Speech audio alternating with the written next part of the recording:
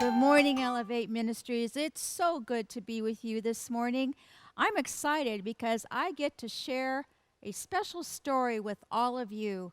It's a story about a man named Daniel, who is a prophet in the Old Testament. But the story has an exciting twist to it because the title of it is called Lions in the Night. Daniel was a young Hebrew who had been captured and taken to Babylon, a foreign country. Even though Daniel lived in Babylon, he never forgot to worship the God of Israel. He always did his best and was honest and truthful. 3 times each day, he bowed down and prayed to God. God blessed Daniel, and he became an important ruler in the kingdom. One day, King Darius noticed Daniel and said, "What a good worker! I'll put Daniel in charge of all the other officers in my kingdom." But when the other officers heard this, they were very jealous. "We must find something bad to tell the king about Daniel, that you won't get the new job." But no matter how hard they tried, they couldn't find anything bad to tell the king about Daniel. Daniel didn't steal from the king's treasury. He didn't lie when he made reports, and he always did his job well. But Daniel's enemies didn't give up. They thought of a plan. One morning, they came to the king and said, "Oh, great king, we think you should make a new law. For the next 30 days, if any person bows down and prays to anyone except you, throw him into a den full of lions." Now, perhaps the king thought that the men were honoring him. Perhaps he thought that he would enjoy seeing people to bow down and pray to him. Certainly, he did not think about Daniel, who prayed only to God. So the king wrote the law, signed it, and sent it to all the kingdom.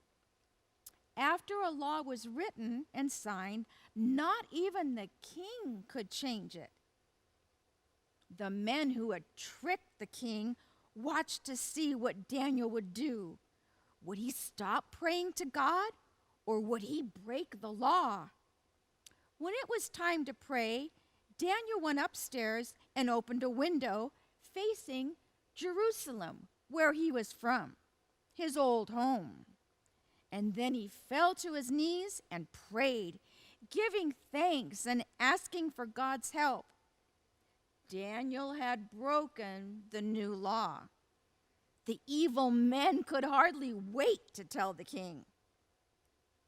"Remember the law you made, which said that everyone must pray to you or be thrown into the den of lions?" "Yes," said the king. "That is the law, and it cannot be changed." "Well, that man Daniel pays no attention to you or your laws. He prays to his God 3 times each day." The king had been tricked. What could he do to save Daniel?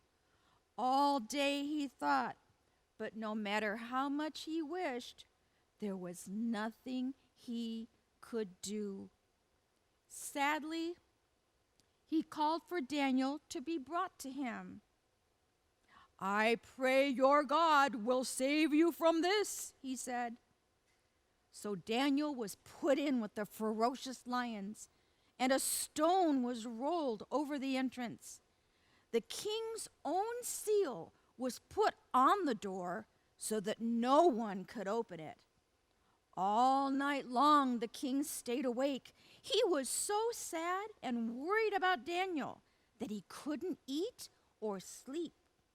And when the first light of morning came, the king hurried to the lion's den. And as he came near, he shouted, "Daniel, has your God saved you from the lions?" "I'm safe, great king," Daniel answered. "The lions haven't hurt me because God sent an angel to close their mouths. I have done nothing wrong to you, So God has taken care of me. The king was so happy he could hardly believe Daniel was really alive. When Daniel was taken from the den, he didn't have one scratch on him. God had kept him safe. So the king made a new law telling all the people everywhere to honor and fear the God of Daniel. I found after reading this story, I started to think, and sometimes it's hard to say and do the right things when others are telling you to do something that's wrong. But if we trust God and we pray to God and we allow Him to lead us and tell us the right thing to do, God will always be there with us. He's always faithful. He'll always protect us and watch over us. All we have to do is be obedient and try to always do the right thing. Gosh, it's been great being with you this morning, and I'm so glad I could share this story with all of you. And I pray that your day is absolutely fantastic. God bless each and every one of you. Bye-bye.